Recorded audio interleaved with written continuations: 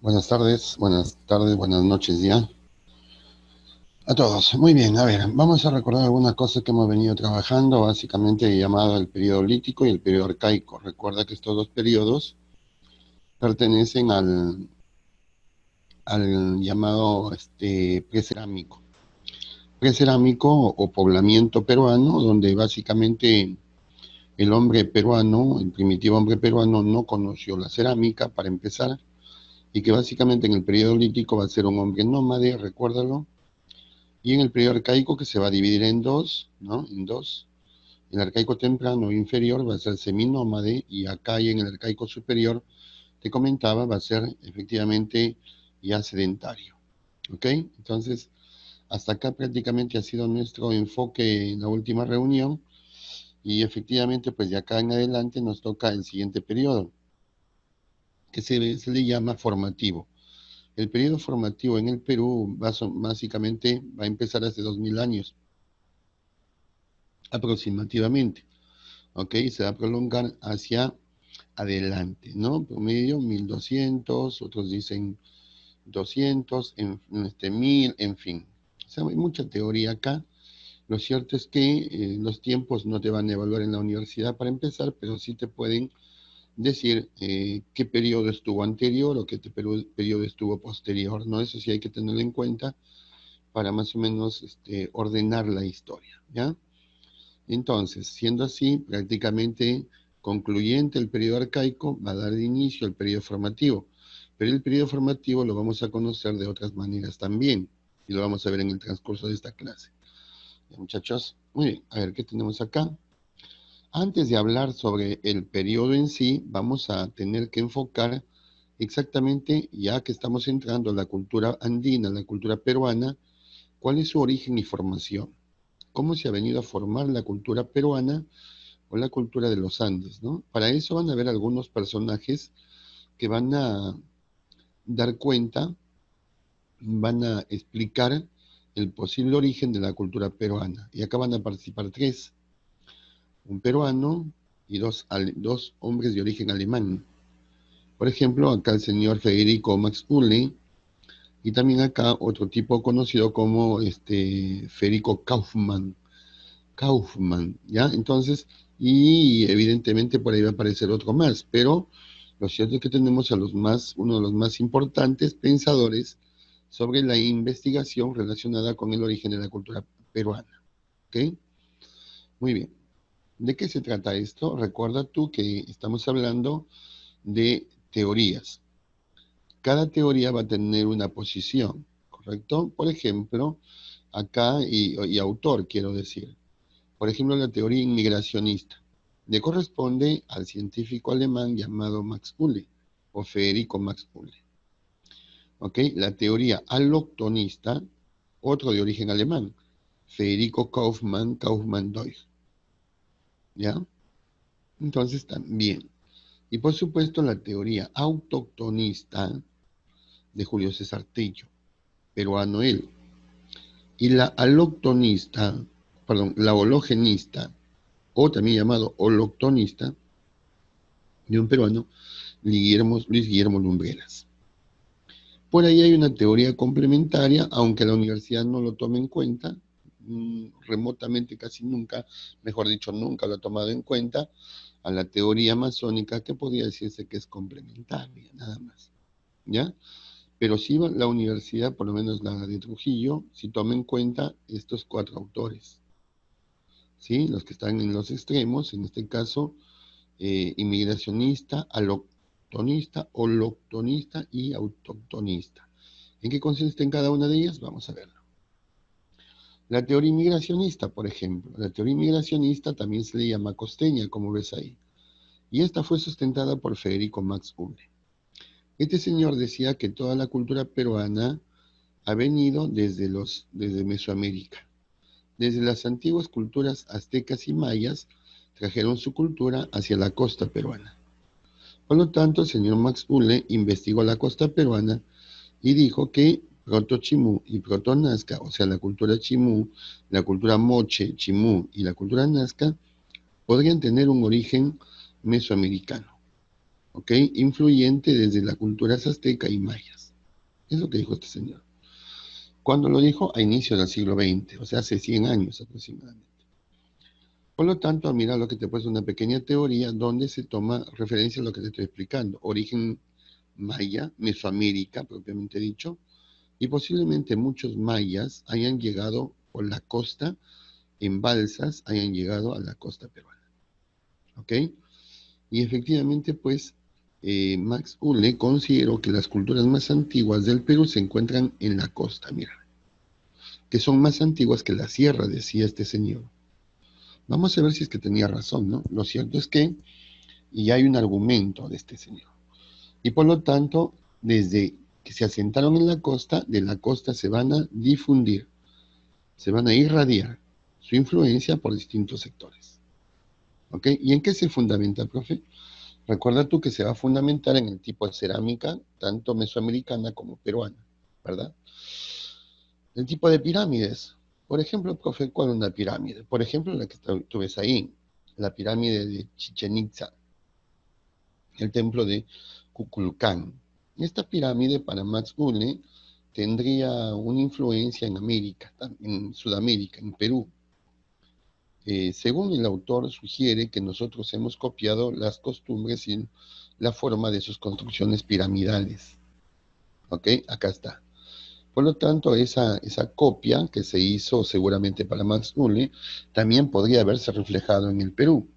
Lo cierto es que haciendo investigación los peruanos buscaron alguna arquitectura que se parezca al templo de Chichen Itza, el templo de Kukulcán, y ninguno del Perú se asemeja a esto. Por lo tanto, entonces puede ser interpretado que Max Ulle cometió un error. ¿Ok? Algunos historiadores dicen que este señor cometió un error al interpretar que nosotros hemos copiado las formas arquitectónicas de mayas y aztecas. Bueno, y también lo que sí podía ser posible es que cuando llegaron los mayas a la costa peruana, van a traer muchos vocablos. Por ejemplo, los nombres de Chepén, Lambayeque, Nailán, ¿ok? Se asentaron en la costa y por lo tanto estos de acá van a dominar, te repito, la costa peruana. Y uno de esos, Nailán, por ejemplo, aparece ahí, en esta imagen, donde básicamente se demostraría que una flota de balsas vino de la parte norte, la parte suprema del Perú, y justamente llegó a la costa peruana un rey maya. Nailán, de la cultura lambayeque, como Tacainamo, de la cultura chimú, son considerados reyes mayas, por si acaso, por la historia. ¿Ya? Entonces, esa sería su interpretación de este señor. Pero también encontramos la teoría autoctonista. La teoría autoctonista también se le llama andino oriental, ¿ya? Y fue sostenida por este señor llamado Julio César Tello. Y Julio César Tello nos dice que toda la cultura peruana viene desde la Amazonía peruana, en una tribu que se conocía, desde una tribu que venía conocido como los Arawaks. Por lo tanto, este señor sustentó que la cultura peruana no viene del extranjero, como decía Max Ulle, que viene de México, ¿no? De mayas y aztecas, sino que viene exactamente del propio Perú. Por eso dice acá, la cultura peruana es originaria, ¿correcto? Originaria. Y por supuesto, para ello entendió que de la costa, perdón, de la selva salieron, ¿no? Y se comenzaron a expandir por distintos lugares del Perú. Evidentemente, al salir de la selva, su primer punto va a ser la sierra. Por eso es que la primera cultura que van a, diríamos, encontrar Julio Sartello, la va a llamar cultura matriz, cultura madre también lo llama, ¿ya? Y que básicamente el origen de los Chavín estaría dentro de la Amazonía, ¿no? ¿Dónde? ¿O desde dónde? Desde una tribu llamada Arawaks. Profe, ¿por qué esta condición de la influencia masónica? Ya lo vamos a ver, ya lo vamos a ver en las otras diapositivas. Por lo tanto, a razón de esto, una vez que se asentaron en la sierra, de la sierra prácticamente comenzaron a influenciar por la costa. Entonces, para este señor, la ruta sería básicamente selva, sierra, costa. Sería la ruta, ¿correcto? Selva, sierra, repito, selva, sierra, costa. En cambio, Max Ulle no. Max Ulle dijo Mesoamérica, costa, sierra. ¿Te das cuenta de esa diferencia? Entonces, esa sería la versión para ordenar esta parte, ¿ya? Y por supuesto, Julio César Tío, considerando que la cultura matriz es la cultura chavín o cultura madre, dijo que tiene origen amazónico. ¿Por qué? Porque en la tribu de los Arawaks les gustaba básicamente adorar a sus animales, cosa que los chavinos van a elaborar cerámica con motivos zoomorfos, zoo animal, morfos forma, con formas de animales selváticos. Por ejemplo, lo que conocemos acá con el nombre de la trilogía chavín. Y la trilogía chavín está representada por el jaguar, el cóndor y la serpiente, el ofidio. ¿Te das cuenta? Entonces, esa sería una forma de interpretar. Cuando nosotros hemos tenido la suerte de ir a Chavín, yo por lo menos he viajado con promociones y todo, siempre hemos encontrado estas características de influencia amazónica. Por eso Julio César Tello es el que sostiene y dice que sí es cierto, pues Chavín ha tenido esa influencia. ¿Ya? También todos los templos de los chavinos siempre dice que miran a Oriente, siempre. ¿Ya? Entonces, eso haría referencia al culto que tuvo los animales de la Amazonía, ¿no? Que están en el sector oriental, por supuesto. Y uno de ellos es el culto al jaguar, ¿ya? El culto al jaguar principalmente, ¿no? De origen selvático, entre otras condiciones. Por ejemplo, para Julio César Tello, muchos productos que vemos en la costa se han aclimatado también en la sierra. Al llegar a la costa, primero pasaron por la sierra, pero su lugar originario sería la selva. Por lo tanto, acá tengo los productos, cultivos selváticos, el maíz, el frijol, el camote, la yuca, serían de origen selvático y que llegaron básicamente a la sierra y se aclimataron ahí, principalmente el frijol, ¿no? Perdón, el frijol, el maíz, en fin. Entonces se van a aclimatar en la sierra y de ahí van a ser difundidos por toda la costa peruana, ¿ya? Es importante también destacar lo que dice acá, mira, influencia del arte andino en el costeño. Profe, ¿qué significa eso? Significa que algunos pueblos de la costa van a ser influenciados por Chavín, ¿entiendes? Van a recibir, los pueblos reciben la influencia del estilo político, religioso, social, económico de los Chavín. Y, por ejemplo, aparecen algunos otros autores que le van a llamar a Chavín también cultura panperuana. Recuerda. Entonces, profe, ¿quién llamó a Chavín cultura panperuana? Ya lo vamos a ver en el camino, ¿ya? Lo cierto es que acá el enfoque de Tello se asocia al tema de la cultura matriz, ¿de acuerdo? Y por supuesto, la cultura madre dio vida a todas las culturas. ¿Qué significa esto? Para compararlo, Max Ulle decía que la cultura más antiguas están en la costa. Julio César Tello dijo, no, la cultura más antigua no está en la costa, está en la sierra, y su origen es selvático. Por lo tanto, la cultura es originaria, ¿de acuerdo? Es decir, nació en el Perú. Sin embargo, aparece un nuevo pensador, historiador peruano, de origen alemán, llamado Federico Kauffmann. Este señor plantea, según en este mapa, mira, ¿ok? Que el centro originario de la cultura andina no estuvo en el Perú, estuvo en el Ecuador, ¿ok? Y por lo tanto, en estas líneas que más o menos tú puedes observarlo, estuvo en una cultura llamada la cultura Valdivia. Y la cultura Valdivia es aquella que tiene la cerámica más antigua del Perú. Y eso, profe, y eso básicamente porque en este lugar nació la cerámica que tiene un promedio de 5.000 años antes de Cristo. Entonces, hasta el día de hoy es el registro más antiguo del Perú, de América.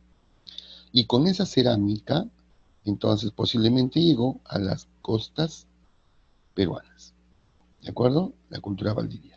Y también se irradió sobre territorios de Mesoamérica. ¿Ok? ¿Esto qué significa? Significa básicamente que para el señor Federico Kaumandoy, Chavín no puede ser cultura matriz, porque Chavín es muy evolucionada, ¿de acuerdo?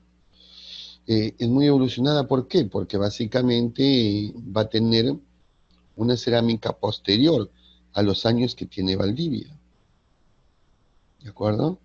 Entonces, la cerámica más antigua, de pronto, es Valdivia. ¿En el Perú vamos a encontrar cerámica? Sí, pero es menos antigua que Valdivia.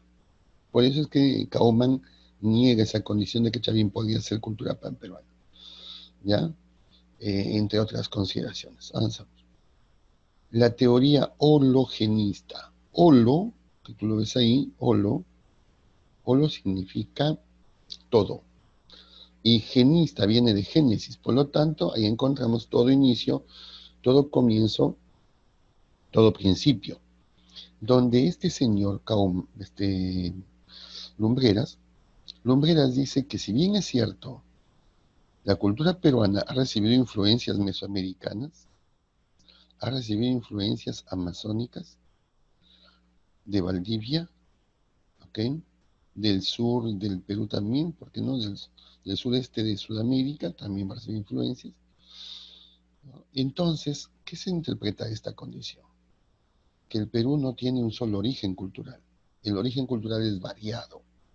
Por lo tanto, viene de Mesoamérica, viene de Valdivia, viene de la Amazonía, entre otras cosas.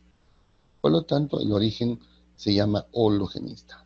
Holo todo, genista génesis, todo origen, todo comienzo. Es decir, lo que te he puesto acá, que la cultura peruana no tiene un origen foráneo ni es exclusivamente autóctona, ¿ya? Por lo tanto, a esto básicamente dice que nuestra cultura ha tenido y tiene raíces evolutivas propias, ¿de acuerdo? Entonces, prácticamente este señor hace mención a una suerte de, diríamos, conciliar las otras teorías. ¿Por qué? Porque Max Ulle decía que la cultura peruana está en Mesoamérica, de ahí viene todo. Julio César Tello decía, no, todo viene de la selva amazónica. Y este señor, Lumbreras, dijo, ok, no se peleen muchachos. ¿Por qué? Hay que ser conscientes. El Perú tiene aportes de Valdivia, Ecuador, sí tiene. El Perú tiene aportes amazónicos, también tiene. Tiene de Mesoamérica, también tiene. Entonces, ¿por qué tanto nos peleamos? Ahí está. Entonces, esa discusión prácticamente va a ser zanjada por Lumbreras, ¿ya muchachos? Listo. Entonces, hasta ahí esas teorías que nos ayudan básicamente a interpretar de qué manera se formó la cultura andina, ¿ya muchachos? Sin embargo, también tenemos que tocar el tema del formativo, ¿ya? Primero hemos visto los autores que hablan de las culturas, qué es lo que dicen, y por supuesto el formativo andino se va a concretar. El formativo andino, muchachos, es la consolidación de todos los cambios que se operó en el arcaico superior. Recuerda, arcaico superior es sedentario. Ahí hubo una revolución agrícola también en el Perú. Y eso se va a consolidar en el formativo. A eso significa. Donde básicamente la agricultura y ganadería se van a convertir, se van a afianzar, se van a posicionar de manera más fuerte. Sin embargo, como te comentaba, en la época del neolítico peruano, llámese arcaico, ¿ok? Hubo una gente poderosa, los sacerdotes. Y por lo tanto, estos sacerdotes se consolidan como clase dominante dentro de las características sociales. Pero evidentemente gobernados por un solo sacerdote, el llamado Estado teocrático. Teo, Dios, Kratos, poder. Por lo tanto, es el poder de Dios ante, a ver, ¿cómo lo decimos? El poder de Dios en su territorio propiamente dicho, ¿no? Ante los hombres, básicamente. Y van a aparecer en esta etapa y al formativo las primeras manifestaciones arquitectónicas y de escultura religiosa también, ¿ya? ¿Qué etapas tiene el formativo? Va a tener inferior, medio y superior, como te das cuenta ahí. En el inferior, a ver, en el formativo inferior, lo que va a suceder es prácticamente que se va a iniciar. un mayor conocimiento de la naturaleza. Es evidente, pues. ¿Por qué? Porque van a comenzar a producir agricultura, ¿ya? Y esa agricultura va a generar excedente de producción, ¿de acuerdo? Pero para poder controlar ese excedente, que no sea saqueado, destruido y todo, entonces va a haber un control religioso, donde los gobernantes del formativo temprano o inferior, que básicamente por acá ya está dominando Chavín, ¿ok? Van a controlar a las poblaciones de manera religiosa, ¿ok? ¿Cómo nos controlan ahora? Ahora también nos controlan de esa manera, ¿ok? Bueno, en el segundo peldaño de las etapas formativas, en el formativo medio, lo que vamos a encontrar es básicamente una síntesis cultural. Es decir, acá va a estar la cultura matriz, Chavín, en el formativo medio, va a estar poderosa ahí, ¿ok? La cultura matriz. Pero, lamentablemente, también hay que decir que todo lo que empieza termina, evidentemente. Y Chavín, que tenía mucho poder en el arcaico, perdón, en el formativo inferior y en el formativo medio, como tú lo ves en estas dos imágenes, acá en estos puntos, cuadritos, efectivamente ahí va a alcanzar su máximo poder y por lo tanto se va a convertir en una cultura panperuana. Recuerda, Chavín no solamente fue llamado cultura matriz, sino fue llamado también cultura panperuana. Profe, ¿por qué le ponen panperuano? Porque recuerda tú que Chavín, panperuano significa todo, todo el Perú. Eso es lo que básicamente va a tener que suceder ahí, ¿ya? Pero Chavín va a caer. Hasta el formativo medio va a tener poder Chavín, hasta el formativo medio.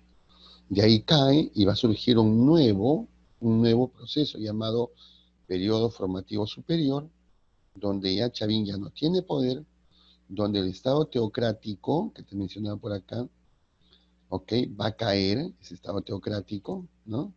Y de pronto, eso significa que van a surgir un sector mucho más poderoso, llamado los militares. Por lo tanto, los sacerdotes de la época se van a unir a los militares y van a dar vida a un Estado teocrático, pero militarizado ya. ¿Entiendes? Donde el poder de Chavín que cayó va a provocar que muchos pueblos se liberen. Y cuando se liberaron, iniciaron la regionalización. Es decir, van a aparecer culturas regionales. Ya te voy a mostrar con mapas para que usted lo vea, ¿no? Profe, ¿y quiénes son los representantes del formativo inferior o temprano?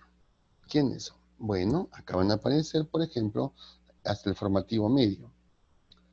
Bueno, en el formativo medio ya te he dicho que está Chavín. Chavín se ubica en el departamento de Ancash.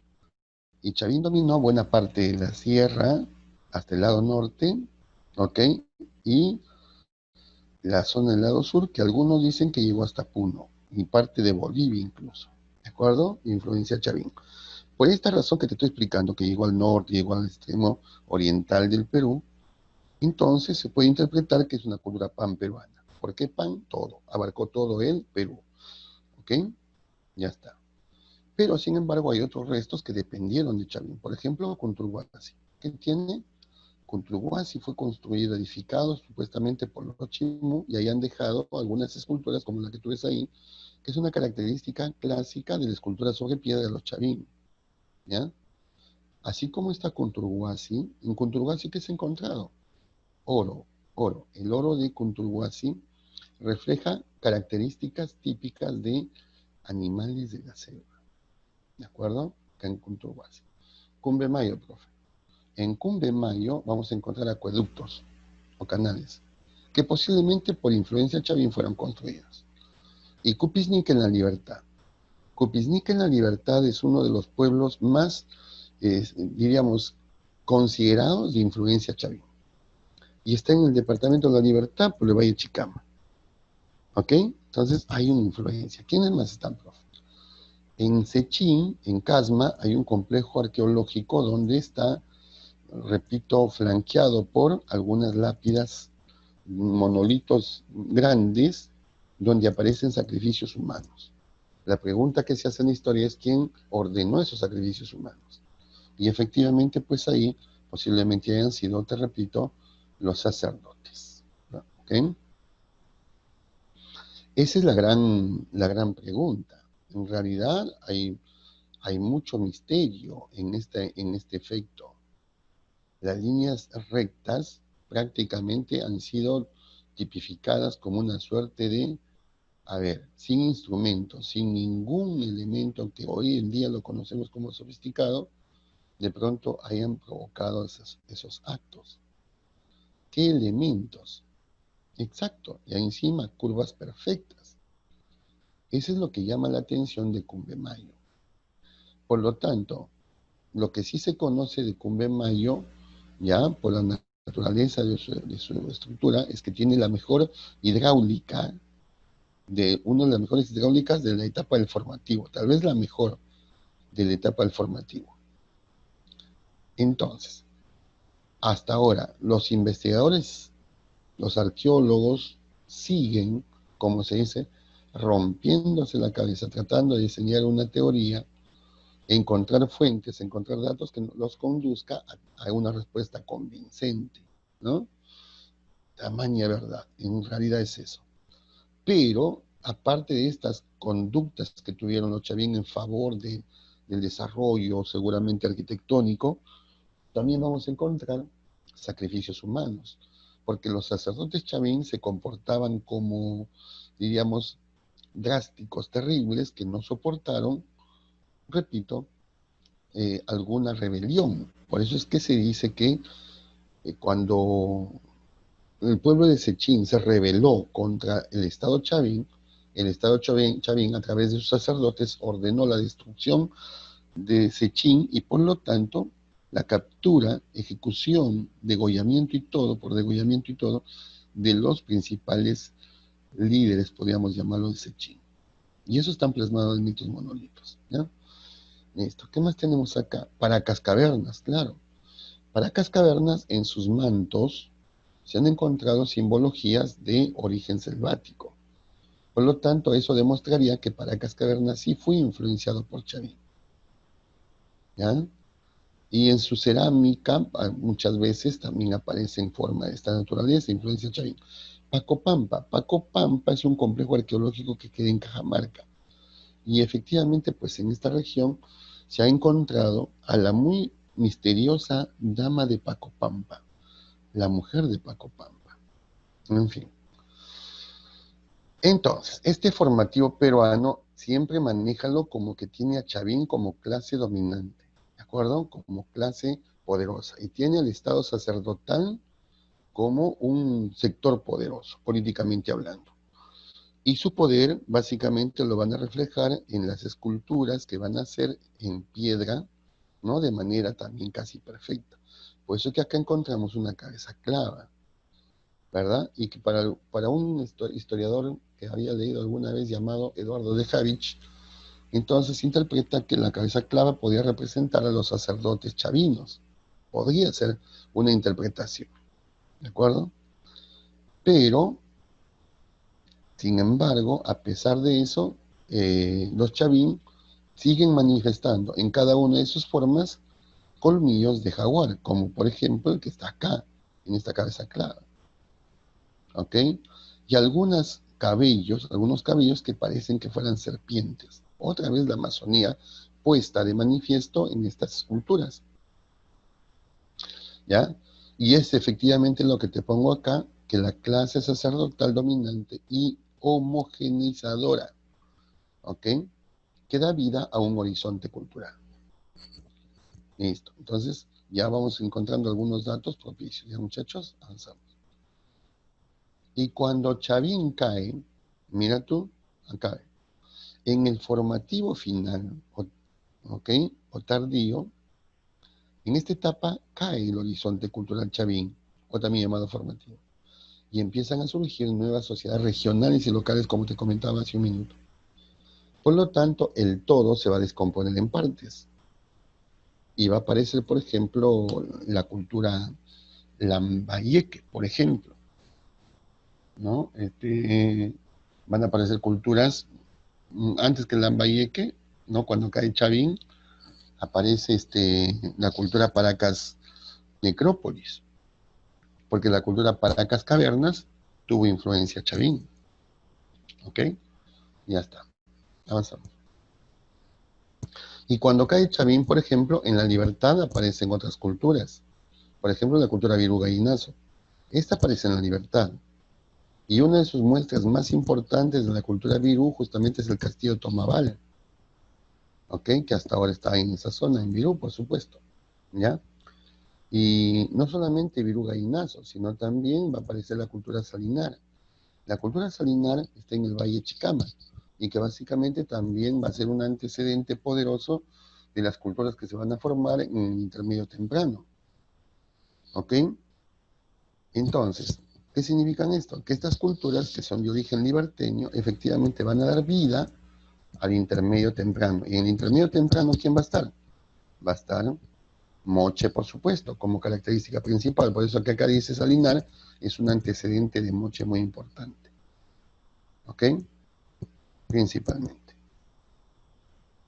Listo. Entonces, ¿qué es lo que estamos explicando acá?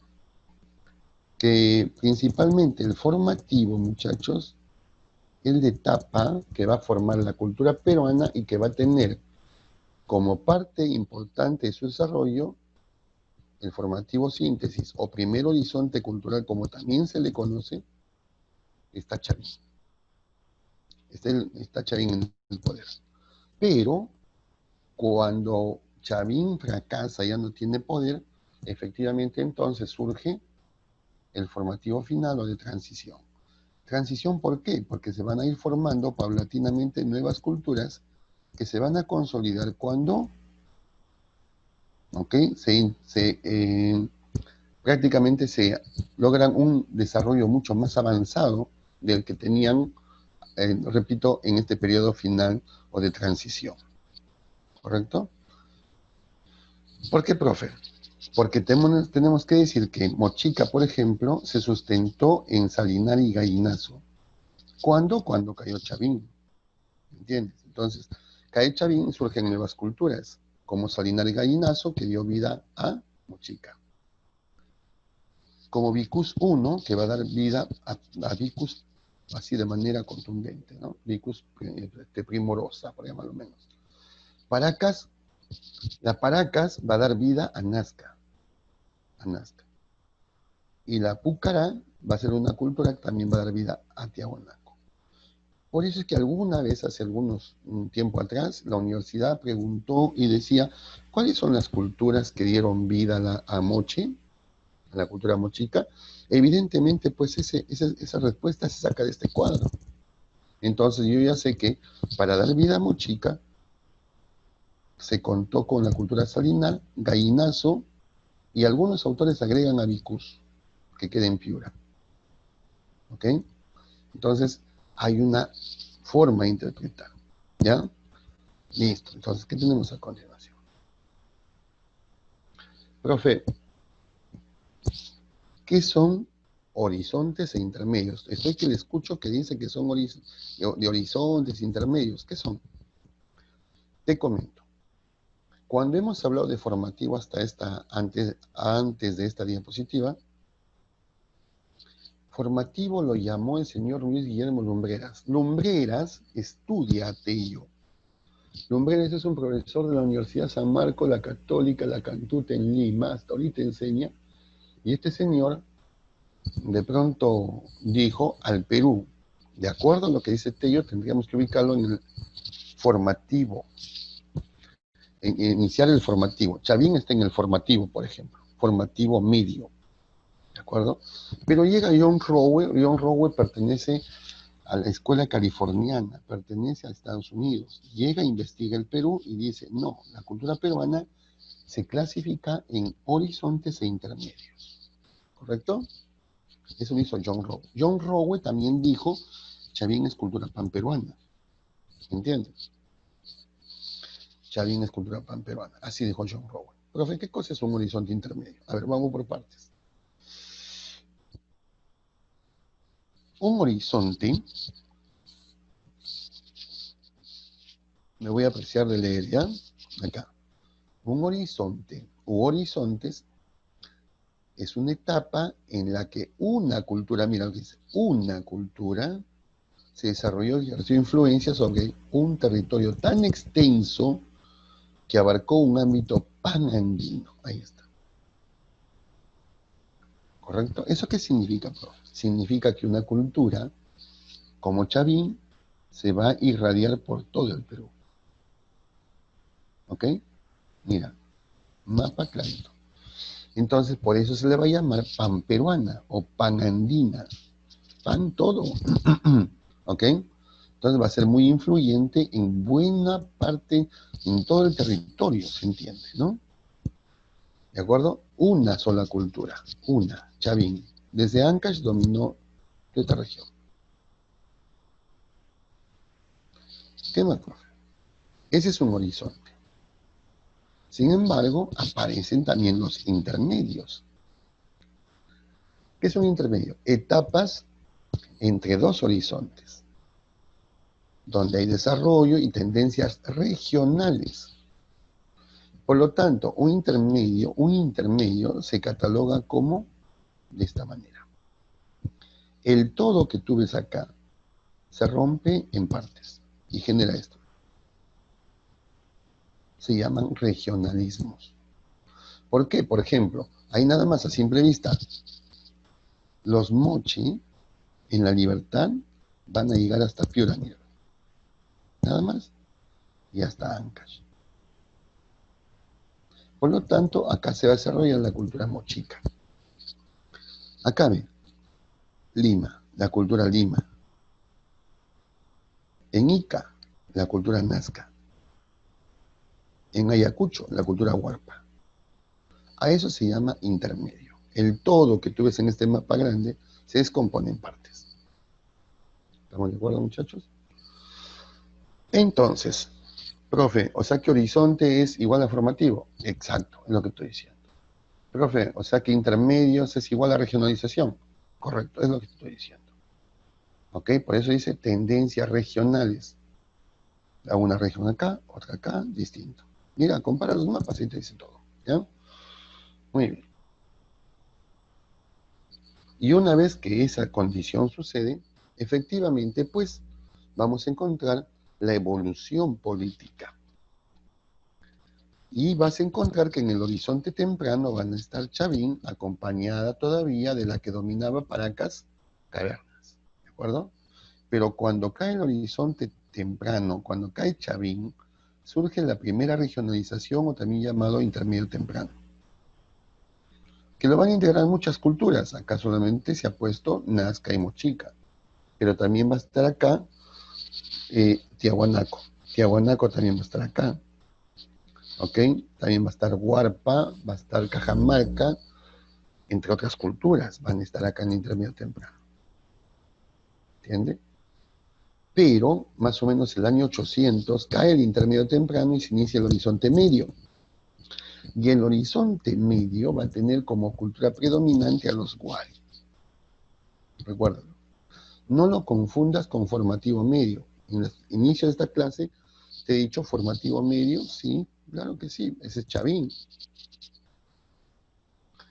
Pero en el horizonte medio es Wari, la todopoderosa.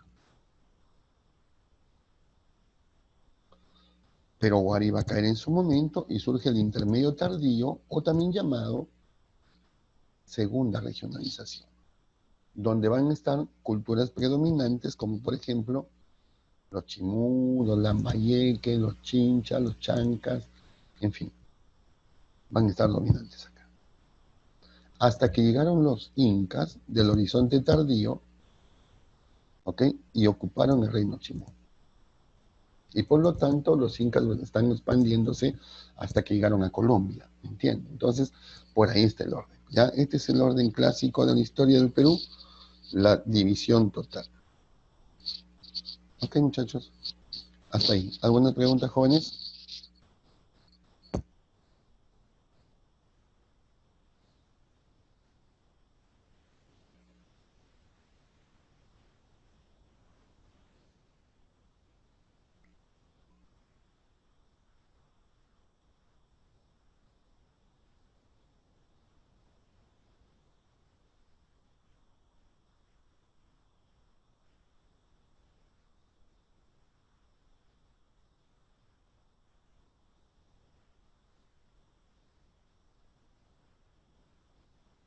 ¿Alguna pregunta, jóvenes?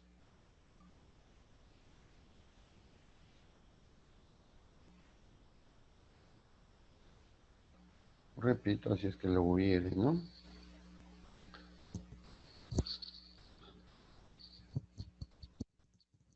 ¿Tienen su práctica a la mano, jovencitos?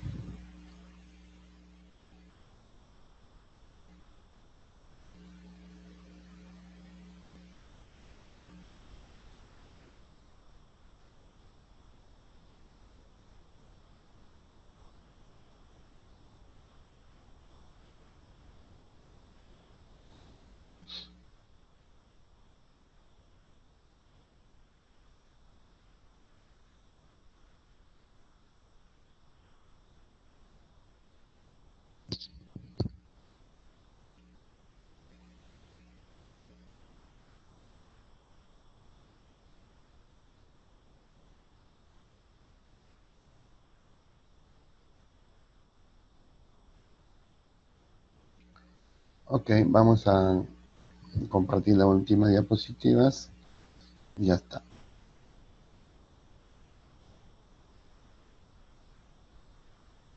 Muy bien.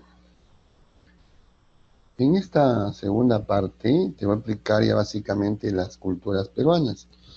Y una de ellas, como te lo estás viendo en la imagen, tiene que ver con una diapositiva donde están los periodos de ubicación de las culturas. Como te darás cuenta, en el horizonte temprano vas a encontrar a la dominante Chavín. Chavín va a ser la todopoderosa. Pero Chavín cayó, te he dicho, y va a provocar la formación de culturas regionales. Tú lo ves acá. Pero las culturas regionales van a ser sometidas posteriormente por una cultura más poderosa llamada los Wari. Cuando Wari cae, muchos pueblos se liberan y forman el intermedio tardío o segunda regionalización. ¿Eso qué significa? Significa que nuevas culturas locales se van a instalar en el Perú hasta que llegaron los incas y dominaron todas esas culturas. Por lo tanto, los incas se van a convertir en la tercera cultura panperuana. Pan, todo te he dicho. Profe, ¿quién es la segunda? Wari. Los horizontes son aquellos que tienen a las culturas panperuanas. Horizonte temprano, Chavín, panperuano. Horizonte medio, Wari, panperuano. Horizonte tardío, los incas, panperuano. ¿Ok? Entiéndase de esa manera. Y por supuesto, pues ahí aparece tal vez uno de los iconos más representativos de la cultura chimú. Chimú, digo Chavín, ¿sí o no? Claro, estamos hablando básicamente de las cabezas clavas. ¿Ok? Que son esculturas que te he dicho que pueden representar a los sacerdotes chavinos, según algunas versiones. Pero Chavín, para poder entenderla de manera trascendente, podríamos decir que estuvo ubicado en el formativo, sí, ¿ya? El formativo medio, claro, donde básicamente va a tener mucho poder Chavín, va a sojuzgar a las poblaciones del Perú antiguo, ¿a costa de qué? A costa de una ideología religiosa muy, pero muy cruel, ¿no? Que determinaban sanciones, castigos, y dentro de estos castigos eran las ejecuciones directas. Por eso que Chavín, para algunos, fue considerado una cultura, diríamos, esclavista, por decirlo menos, ¿no? Que ejecuta de manera directa, por orden de los sacerdotes, a la población que intente sublevarse a sus intereses. Pero como tú ves la imagen acá, Chavín va a caer y se genera el periodo post-Chavín, que no es más que sino un periodo de transición regional, ¿ok? Y que van a dar vida a los desarrollos regionales.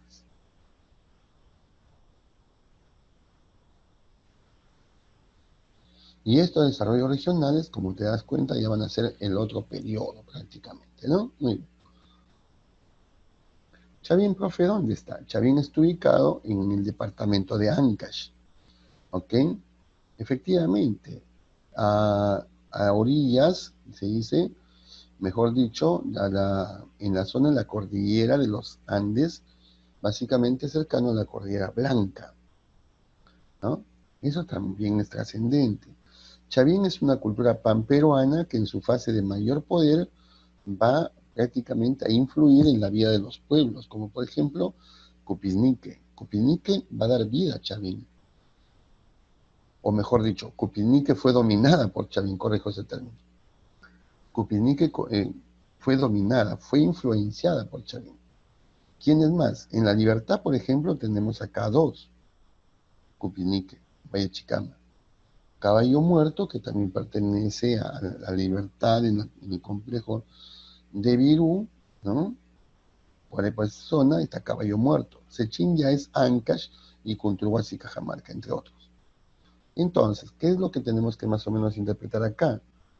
Que la ubicación geográfica que tuvo Chavín prácticamente es el símbolo de la influencia amazónica, principalmente. ¿Ya?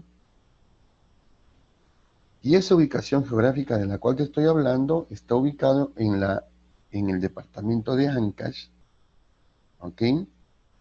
Diríamos en la confluencia de dos ríos. Uno, el río Mosna, y el otro es el río Huachexa. En medio de los dos ríos se va a construir la arquitectura de Chavín. ¿Ok? Entonces, basados en ese hecho, tú ya tienes acá una imagen, ¿no? Donde entre el río Huachexa y el río Mosna está un complejo arqueológico notable hasta el día de hoy, llamado de diversa manera. Mirándolo de frente, en el lado izquierdo está el templo temprano, ¿ok? Y al lado, perdón, mirando de frente, al lado derecho está el templo temprano. Y al lado izquierdo está el templo tardío, ¿correcto? Profe, al templo temprano, ¿cómo se le conoce? Se le conoce como el templo semicircular. Y al templo tardío también lo conocemos como el castillo. Pero dentro del templo semicircular, que te he dicho acá, en su interior se ubica aquí una de las esculturas más importantes del mundo antiguo. Se llama el lanzón. ¿Entiendes? Entonces, eso hay que tomarlo referencia. Profe, y nuevamente aparece Tello acá, ya te he dicho algunas expresiones, ¿ok? Pero acá se agrega principalmente el arco. Y el arco dice que de pronto el origen de Chavín está en la costa. Incluso para el arco, Rafael Arco Joile, Sechín, por ejemplo, dice, tuvo mucho tiempo atrás de desarrollo. Por lo tanto, ese habría sido el origen de Chavín. ¿Te das cuenta? Son interpretaciones, muchachos.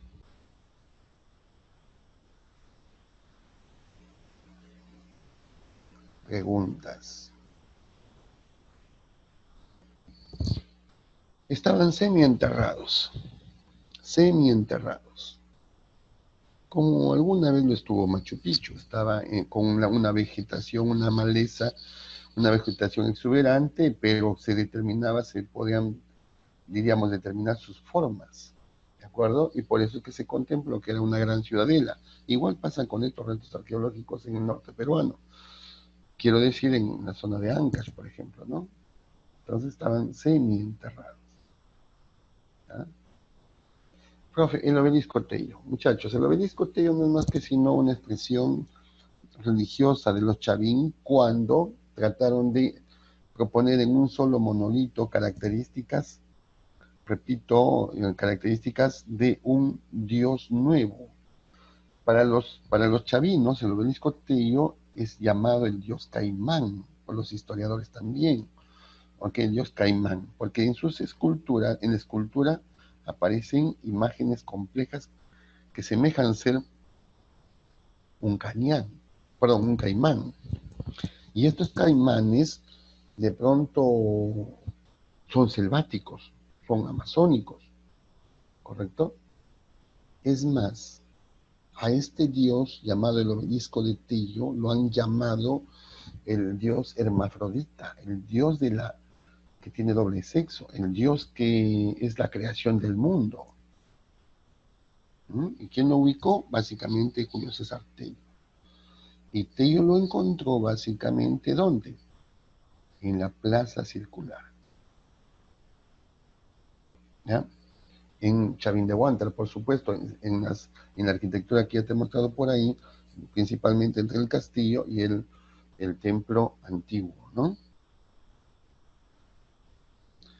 Sin embargo, si bien es cierto, el obelisco de Tello es importante, pero para los historiadores el Lanzón es mucho más importante, porque acá se muestra con claridad la mayor influencia de la selva sobre Sechín, donde aparecen colmillos de jaguar, cabellos que parecen serpientes, ¿ok? Entre otras representaciones. Esto daría cuenta de que es un dios muy poderoso. Y como tiene los colmillos de jaguar, lo han llamado el dios jaguar. ¿Correcto? Así de simple. ¿Ya, muchachos? Y este resto reclamaba, diríamos, sacrificios para sentirse poderoso. Sacrificios. ¿No? Y aquel que incumplía los preceptos de la ley de los chavinos inmediatamente era conducido al interior del templo semicircular, como tú lo ves acá, en su interior, ¿ok? Y este se manifestaba aparentemente sobre el acto a ejecutar, es decir, la ejecución del rebelde, ¿no? Del prisionero, porque no. Aunque Chavín no tuvo ejército, pero sin embargo con la religión se encargaba de dominar a todo su pueblo. Y claro que sí, hasta ahora sabemos que los gobernantes usan la religión para dominar a los pueblos del mundo. Eso es clásico. ¿Ya? Las estelas, muchachos, básicamente son piedras planas, rectangulares, ¿ok?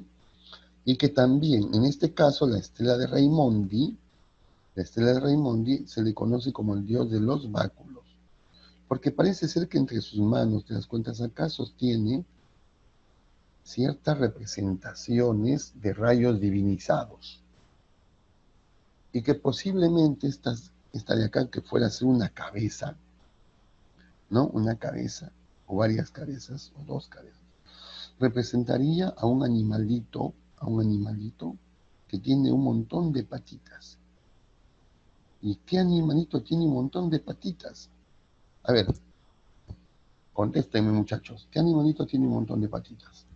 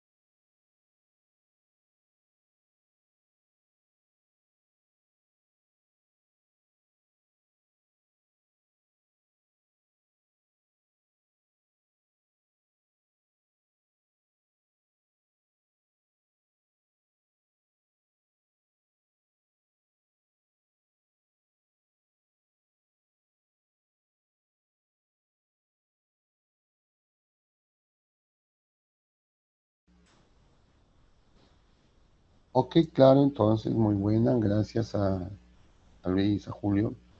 Claro que sí, ¿verdad? Entonces, mira, por eso es que los investigadores que han llegado a Chavín, muchos de ellos también han mandado sus teorías, ¿no? Y cuando usted me ha dado respuesta a un 100 pies, claro, pues. Entonces, el señor Federico Max Ulle sostiene que la estela de Raimondi, por esta cantidad de, parecen ser patas, ¿ok? Pies de animal en este caso, podría ser un 100 pies. Así lo dijo Julio, Max Ulle. Max Ulle habla de que la estela de Raimondi debería ser básicamente un 100 pies. Así de pronto. ¿ya? Entre otras consideraciones, por supuesto.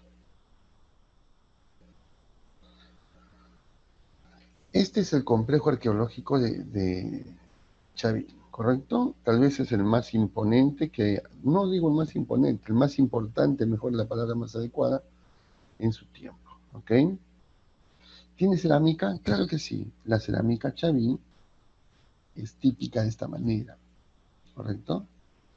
Y nuevamente parece ser que de su boca salen colmillos. Como siempre, se está hablando de esta condición a partir de que posiblemente su origen es selvático, ¿no? La metalurgia que vamos a encontrar, es decir, el oro y la plata, van a estar, por ejemplo, te he dicho en la clase al inicio, en Conturhuasi, en Cajamarca, por ejemplo, ¿no? Ya está. Y muchachos, esta es una imagen que nos trata de interpretar cuánto de altura tiene un resto arqueológico chavín.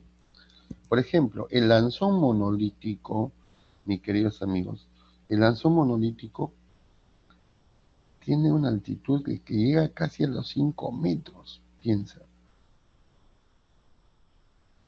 Representa al dios jaguar, también ya te expliqué.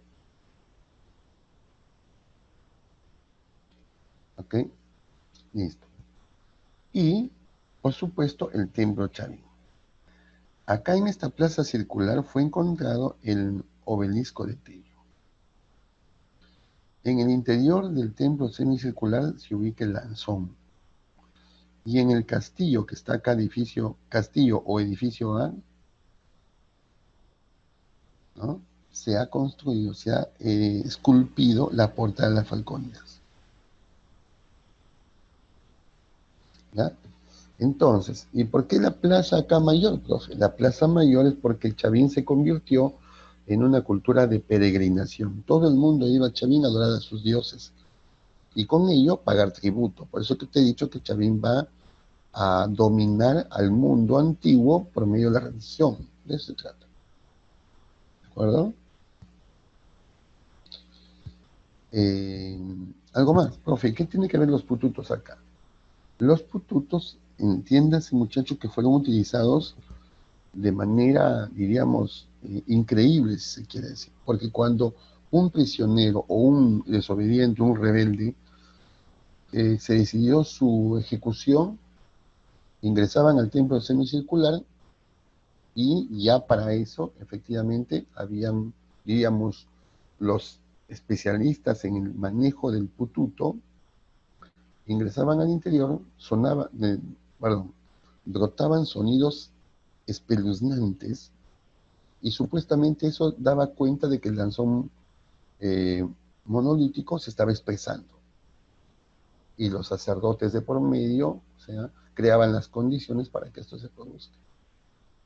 Entonces, el sacerdocio chavín va a ser extremadamente poderoso, muchachos, ¿de acuerdo? Y va a dominar al mundo antiguo por medio de la por medio de la religión. ¿Te das cuenta? Una muestra representativa de su altura, 4 metros, el lanzón, la estela, 1,98, importante también, entre otras razones. ¿Ya, jóvenes? Listo. Hasta acá, muchachos. Este es el formativo. Hasta acá, digamos formativo, o como también se conoce como intermedio, perdón, horizonte temprano. Ya sabes qué cosa es un horizonte, ya sabes qué cosa es un intermedio, qué cosa es el formativo, ¿no? Al hablar de formativo, ya sabemos que es equivalente a horizonte cultural temprano, ¿ok? Entonces, formativo, porque Chavín va a ser la formadora de las demás culturas, va a ser una cultura de síntesis, ¿ok? Principalmente. ¿Alguna pregunta, muchachos?